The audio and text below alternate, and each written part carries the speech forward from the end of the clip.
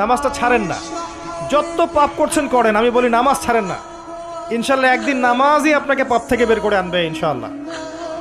আর শয়তান আপনাকে হতাশ করতে চাইবে, শয়তান আপনাকে হতাশ করতে চাইবে যে তুই তো গার্লফ্রেন্ডের সাথে কথা বললি, রাতের বেলা পর্ন দেখলি, তুই তো ফ্রি মিক্সিংয়ে আছিস, তুই মাদক দ্রব্য খাচ্ছিস, তুই কাজে ফাঁকি মারিস, তুই ট্যাক্স আদায় করিস নাই, দুর্নীতি করছিস, তুই আবার নামাজ পড়বি কেন? শয়তান আপনাকে এগুলো বোঝাবে কিন্তু যে নামাজ তো আমার শোভা পায় না, আমি তো অনেক পাপী মানুষ।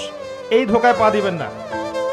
আপনি নামাজ কন্টিনিউ করতে থাকেন, ইনশাল্লাহ আল্লাহ পাক আপনাকে পাপ থেকে বের করে আনবেন ইনশাল্লাহ। ওই নামাজটা যদি ছেড়ে দেন তাহলে আর কোনো হাতিয়ার বাকি থাকবে না। আর আপনি যত পাপ করেন না কেন মায়ুস হবেন না, মন ছোট করবেন না।